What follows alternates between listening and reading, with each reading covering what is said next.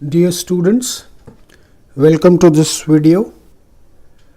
This video is for the students of class 10th. This is basically for the students of class 10th who are going to appear in these incoming board examinations which are starting from 7th of March 2019. And on 7th of March, the very first paper, the very first examination that they are going to face is of mathematics only.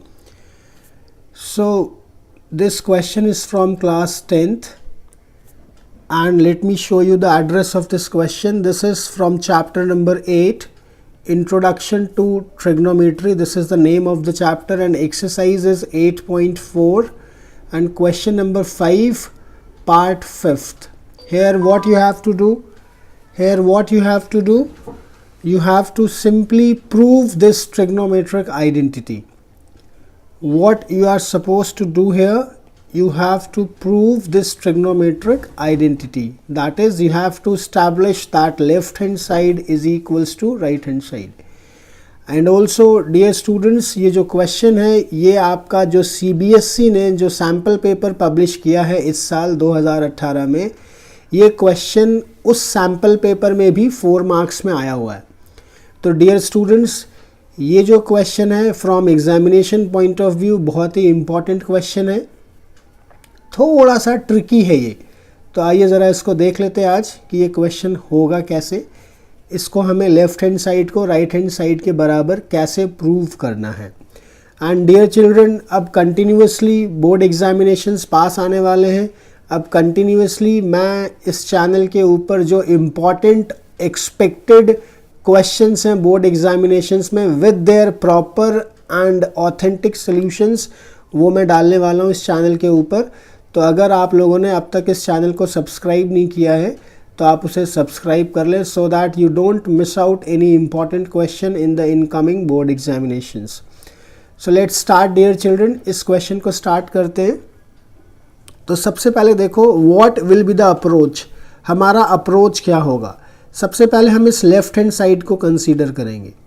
अब इस left hand side में हम ऐसा क्या करें कि जिससे हमें राइट हैंड साइड पर पहुंचने में आसानी हो, हमें सुविधा हो जाए. तो देखो, सबसे पहला टर्म यहाँ पर क्या है, कॉस थीटा. तो अब देखो, कॉस थीटा में हम ऐसा क्या करें कि ये जो कॉस थीटा है ये यहाँ पर जो टर्म्स कुछ लिखे हुए हैं इसमें कन्वर्ट हो जाए. तो सिंपली देखो, कॉस थीटा में ऐसा क्या करोगे कि ये जो यहाँ पर राइट हैंड साइड में जो डिज़ायर्ड टर्म्स लिखे हुए हैं इसमें कन्वर्ट हो जाए. तो सिंपल देखो, कॉस थीटा अगर साइन थीटा से डिवाइड कर देंगे हम तो आंसर हमारा क्या हो जाएगा, cot theta. When cos theta is divided by sine theta तो आंसर हमारा क्या हो जाएगा, कॉट थीटा. तो ये आ जाएगा. और इधर देखो, इस पूरे के पूरे अगर हम डिवाइड करेंगे साइन थीटा से तो इस पूरे न्यूमरेटर को डिवाइड करना पड़ेगा और पूरे डिनोमिनेटर को डिवाइड करना पड़ेगा, सो दैट ये पूरा का पूरा चेंज ना हो.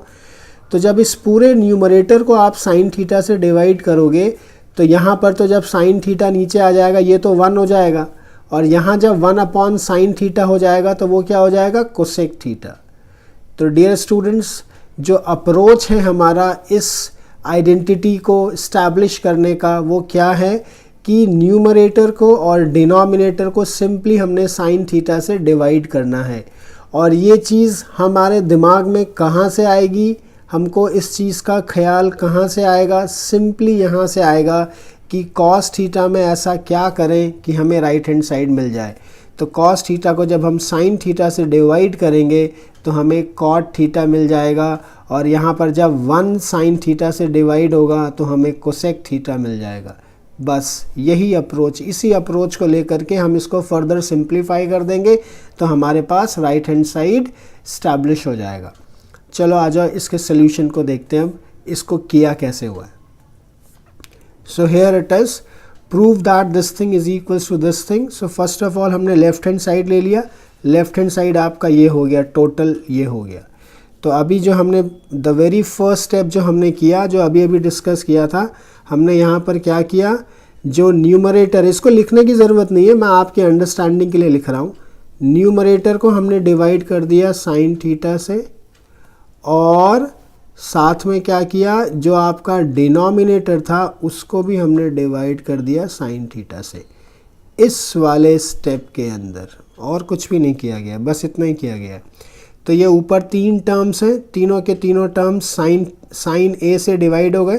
ये थीटा के फॉर्म में दिया हुआ है, कोई बात नहीं, यहाँ पर ए की फॉर्म में ले लिया गया है। एक ही बात है, चाहे आप थीटा लिख लो चाहे आप ए लिख लो। अगर एग्जामिनेशन में क्वेश्चन थीटा की फॉर्म में है तो यहाँ पे सारा का सारा एक्चुअली प्रॉपरली अगर देखें तो यहाँ पर ए की जगह, ये जो सोल्यूशन आपको प्रोवाइड किया गया है इसमें ए की जगह थीटा होना चाहिए था, ए की जगह थीटा होना चाहिए था। तो you can simply replace A by theta, क्योंकि यहाँ क्वेश्चन में हमसे थीटा की फॉर्म में पूछा गया है। तो यहाँ जहाँ जहाँ पर भी ए है वहाँ पर आप थीटा लिख लेना, बस इतना सही चेंज करना है आपको। चलो, तो upon sine theta upon sine A upon sine A upon sine A upon sine A upon sine A, इसमें भी नीचे 3 टर्म्स हैं, तीनों के नीचे sine A sine A sine A divide कर दिया हमने। तो cos A upon sine A ये कन्वर्ट हो गया हमारा डिज़ायर्ड फॉर्म, कॉट ए में आ गया ये। Sign A upon sine A ये हमको 1 मिल गया, sine A upon sine A ये 1 हो गया, और ये 1 अपॉन साइन ए क्या हो गया, कोसेक ए हो गया।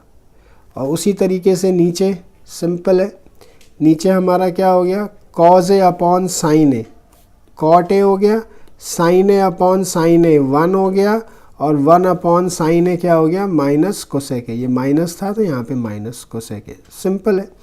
फिर इस न्यूमरेटर को हमने कुछ नहीं रीअरेंज किया हुआ है। ये कोसेक ए ये वाला सबसे पहले लिख लिया, फिर ये प्लस कॉट ए यहाँ लिख लिया, और ये जो -1 है वो लास्ट में लिख लिया। और इसको भी थोड़ा सा रीअरेंज कर लिया, 1 को सबसे पहले लिख लिया, फिर ये जो कॉट ए है वो यहाँ लिख लिया सेकेंड टर्म में, और थर्ड टर्म में माइनस कोसेक ए लिखा ही हुआ है ऐसे का ऐसे। अब देखो डियर स्टूडेंट्स, अब हमने क्या किया, जब हमारे पास ये वाला स्टेप आ गया, ये वाला स्टेप आने के बाद यहाँ पर हमें कोसेक ए कॉट ए दिखाई तो दे रहा है, लेकिन ये वाला एक्सप्रेशन नहीं मिल रहा हमें, जो हमें चाहिए था, जहाँ हमें पहुँचना है वो नहीं मिल रहा हमें। तो यहाँ तक पहुँचने के लिए फिर हमें अब कुछ तो करना पड़ेगा। यहाँ से अब आगे कुछ रास्ता दिखाई नहीं दे रहा, कुछ सूझ नहीं रहा कि अब हम क्या करें इसके आगे। तो अब देखो सिंपल है, कोसेक ए तो हमें चाहिए ही चाहिए, कॉट ए हमें चाहिए ही चाहिए, ये 1 नहीं चाहिए, ये 1 का कोई रोल नहीं है। तो अब हम क्या करने जा रहे हैं, सिंपली हम इस 1 को कन्वर्ट करेंगे। तो क्या हमारे पास कोई ऐसी ट्रिग्नोमेट्रिक आइडेंटिटी है जिसमें ये 1 जो है वो कोसेक ए और कॉट ए के टर्म्स में हो? सिंपल है, हमें कोसेक ए और कॉट ए चाहिए राइट हैंड साइड में, तो इस 1 की हमें ज़रूरत नहीं थी, ये तो सब रिक्वायर्ड है हमको। और ऑफ कोर्स ये चीज़ रिक्वायर्ड नहीं है, तो ये 1 की जो हमें ज़रूरत नहीं है, तो इस 1 को हमें चेंज करना है। किस में चेंज करना है? क्या हमारे पास कोई ट्रिग्नोमेट्रिक आइडेंटिटी है जो 1 को, कोसेक थीटा को और कॉट थीटा को रिलेट करती हो? तो सिंपल यस आंसर है कि हमारे पास है। और वो ट्रिग्नोमेट्रिक आइडेंटिटी क्या है? 1 plus cot square A is equals to cosec square A, ये है, सिंपल है। और यहाँ से जो अगला स्टेप आएगा वो क्या हो जाएगा? वो हो जाएगा cosec square A minus cot square A is equals to 1। कुछ नहीं किया मैंने, इस कॉट स्क्वायर ए को उस तरफ ट्रांसपोज कर दिया राइट हैंड साइड में, तो ये क्या हो जाएगा? Cosec square A minus cot square ए, और ये इधर 1 बच गया। तो 1 की जगह जो 1 की जो वैल्यू है वो हम क्या लिख सकते हैं? Cosec square A minus cot square ए। तो 1 की जगह मैं क्या लिखने जा रहा हूँ?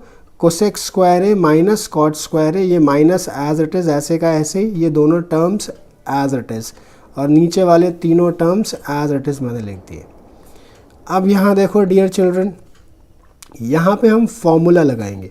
ये हो गया A square minus B square. तो फॉर्मूला क्या है A square minus B square का? A square minus B square is equals to A plus B into A minus B, ये फॉर्मूला होता है। तो अब देखो A square minus B square, A की वैल्यू कोसेक ए और बी की वैल्यू कॉट ए, तो ये तो एज इट इज़ हमने लिख दिया, ये minus sine as it is लिख दिया, ये हो गया ए प्लस बी और ये हो गया ए माइनस बी, ये फॉर्मूला यूज़ किया हमने, A square minus B square equals to A plus B into A minus B, ये फॉर्मूला यूज़ करके ये आ गया हमारे पास। और नीचे वाला एक्सप्रेशन एज इट इज़ वही का वही कॉपी कर दिया हमने। अब देखो डियर चिल्ड्रन, हमें करना क्या है, ये पूरा एक टर्म है, ये पूरा एक टर्म हमने कंसीडर किया और ये पूरा का पूरा एक टर्म है, ये मल्टीप्लाई हो रहा है ना दोनों, तो ये पूरा का पूरा एक टर्म है। क्या इन दोनों टर्म में कुछ कॉमन आपको दिखाई दे रहा है? इन दोनों टर्म्स में क्या आपको कुछ कॉमन दिखाई दे रहा है? यस, कॉमन है, cosec A plus cot A, ये चीज़ देखो यहाँ पर भी है और cosec A plus cot A ये चीज़ यहाँ पर भी है। तो ये वाला जो है ये पूरा का पूरा इसमें से भी और इस पूरे में से भी, इस पूरे में से भी ये कॉमन आ जाएगा। तो हमने इसको कॉमन ले लिया यहाँ पर, तो यहाँ पर तो क्या बच गया 1, जब ये सारा का सारा निकाल लिया तो यहाँ पर क्या बच गया 1, वो वाला 1 यहाँ लिख दिया, ये माइनस का साइन एज इट इज़ यहाँ लिख दिया। अब देखो cosec A plus cot A तो हम बाहर निकाल चुके हैं, तो अंदर क्या बचा, cosec A minus cot A, अंदर बचा cosec A minus cot A, क्या बच गया हमारे पास, देखो ये ऐसे आ जाएगा 1 minus cosec A minus cot A, ये इस तरीके से आ जाएगा। थोड़ा सा इसको सॉल्व करो, क्योंकि बाहर माइनस का साइन है, बाहर माइनस का साइन है, तो अंदर के ये दोनों साइन चेंज हो जाएंगे, तो ये क्या हो जाएगा 1 minus cosec A plus cot A हो जाएगा। ये सिंपल हो गया। जब ये हमने कॉमन लिया तो यहाँ पर तो 1 बच गया, माइनस ये चीज़ तो बाहर आ चुकी है, तो हमारे पास आया क्या 1 माइनस ये पूरा चीज़ आया, ये मैंने यहाँ पे अलग से लिख दिया, 1 minus cosec A minus cot A आया। अब इसको थोड़ा सा सिंप्लीफाई कर लिया, ये माइनस का साइन अंदर इंट्रोड्यूस कर दिया, तो ये क्या हो गया 1 एज इट इज़, माइनस जब अंदर जाएगा तो ये प्लस को माइनस कर देगा और माइनस को, इस माइनस को क्या कर देगा, प्लस कर देगा। तो हमारे पास क्या आ गया 1 minus cosec A plus cot A, और नीचे वाला एज इट इज़ लिख दिया। अब देखो डियर चिल्ड्रन, बहुत ही सिंपल है, ये देखो 1 plus cot A minus cosec A, और नीचे भी देखो 1 plus cot A minus cosec A, ये दोनों की दोनों बिल्कुल सेम क्वांटिटीज़ है, 1 plus cot A minus cosec A और 1 plus cot A minus cosec A, ये दोनों सेम क्वांटिटीज़ हैं। तो सेम क्वांटिटीज़ क्या होंगी, एक दूसरे को ये नलीफाई कर देंगे, ये दोनों एक दूसरे को डिवाइड करके 1 कर देंगे। इसका आंसर ये दोनों कट जाएंगे, जो आप नॉर्मल लैंग्वेज में बोलते हो कट जाना, तो ये दोनों कट जाएंगे, आंसर क्या आ जाएगा 1। तो फाइनली क्या हो जाएगा cosec A plus cot A into 1, तो आंसर क्या आएगा cosec A plus cot A. और देखो हमें यही तो चाहिए था राइट हैंड साइड में, तो ये क्या हो गया is equals to cosec A plus cot A, और वही आपका क्या है राइट हैंड साइड।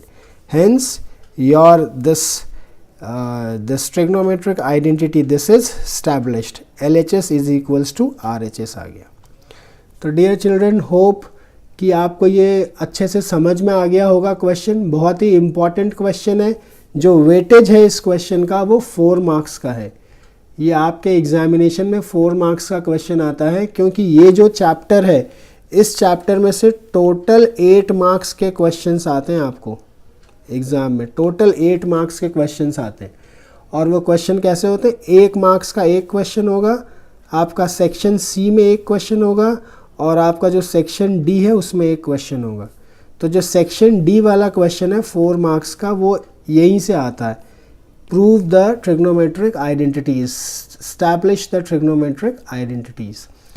तो डियर चिल्ड्रन, आप इसको अच्छे से कर लो, और मेरे नेक्स्ट वीडियो में मैं इसी एक्सरसाइज का एक और इम्पॉर्टेंट क्वेश्चन अभी कराने जा रहा हूँ, that I am going to upload. So for this particular video, for the time being, Thank you all of you. That's all.